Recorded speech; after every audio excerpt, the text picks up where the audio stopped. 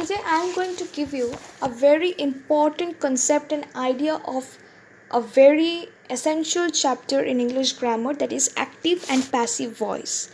Now, in voice, as the name of the chapter suggests, active and passive, these are the two important voice that we have to learn and use in English grammar.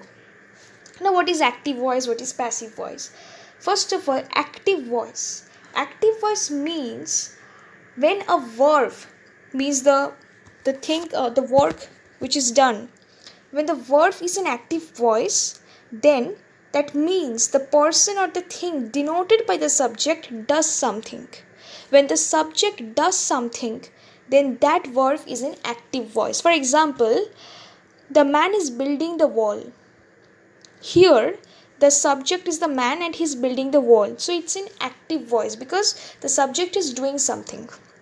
When it is in passive voice, that means a verb is in passive voice when we understand when something is done to the person or thing is denoted by the subject. When something is done to the person or the person does something, like it's just the vice versa form of active voice.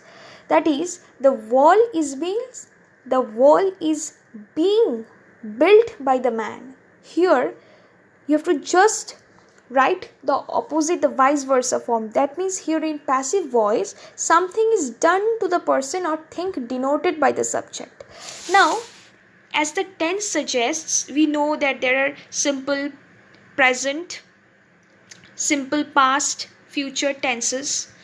So again, there are certain subdivisions like continuous and perfect tenses. So according to tense, the voice always changes. Like in simple present, take becomes, for example, if we take the word take, like take becomes am taken, is taken, or are taken in simple present. In continuous, it becomes is, am, are being taken, being, being taken. In perfect, is become has or have been taken. It's in passive voice. When you are just doing it in active voice, omit the being or being. Now being is in continuous and been is in perfect. In past, took, so was or were taken. In past continuous, was or were being taken in passive, and was or were taking just in active. Past perfect, had taken, passive, had been taken. Future, will take or shall take, and in passive it will be or shall be taken. If we use can, may, must, etc. with a base like can or must take, can or must be taken. So we can easily differentiate between the active and the passive voice by seeing that being or to be or being, these words are present, then we can understand it's passive. When it's continuous, we are saying being. When it's perfect, we are saying bwen. When it's always passive, we see the be word.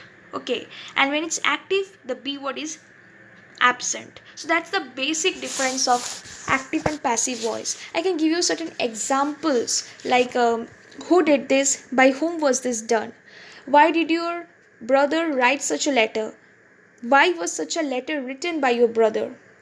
He will finish the work in a fortnight. The work will be finished by him in a fortnight. So in your exercise copies, or who are just learning the basics, I'm just going to clear you the concept. So when you see your textbooks, more examples are written there, and you can understand that whenever be is there or by something is there, that is always passive, means the work is done by someone. When by word is there, that's passive. And it's always been in, when you are doing the converting it into passive, in the word form there will be being or being, and when you see by someone, that's passive. In case of active, it's absent. So that's the basic difference.